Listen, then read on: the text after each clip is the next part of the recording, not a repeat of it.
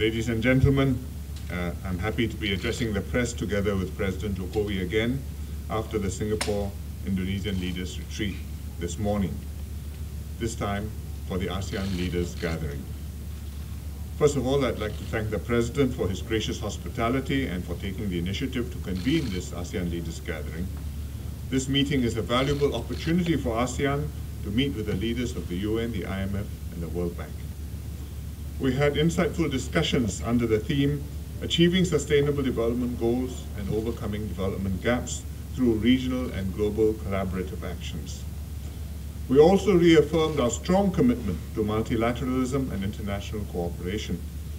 ASEAN remains steadfast in upholding the open and rules-based multilateral trading system which has underpinned the region's economic growth over the past decades. And we are redoubling our efforts on the Regional Comprehensive Economic Partnership, and we hope to achieve a substantial conclusion by the end of this year. As a regional grouping comprising diverse economies, ASEAN will face a multitude of challenges related to sustainable development, ranging from economic restructuring and accelerating urbanization to an aging population.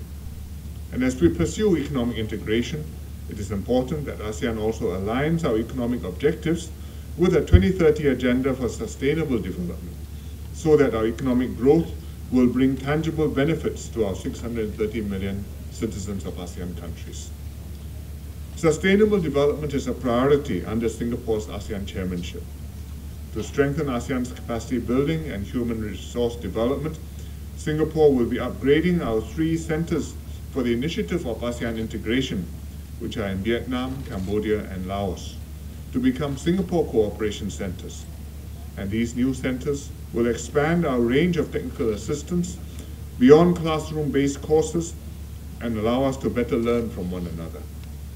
Singapore has also set up a new office, the Infrastructure Asia, to facilitate the implementation of infrastructure projects.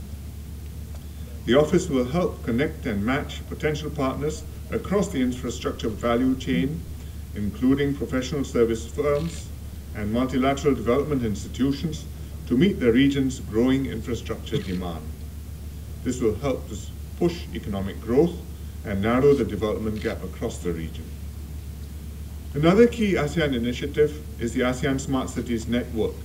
Cities in the network have drafted action plans based on their infrastructure needs and sustainable development goals. We are working with external partners as well as the private sector to come up with innovative solutions to make smart, livable, and sustainable cities in ASEAN a reality. We look forward to continued support from international organizations, including the UN, the IMF, and the World Bank, which have continued to support ASEAN's community building efforts. Sustainable development, as the President has pointed out, is a collective goal. There's no single model which will work for all countries, but we all have much to learn from one another's experiences, and there's a great deal that we can do together.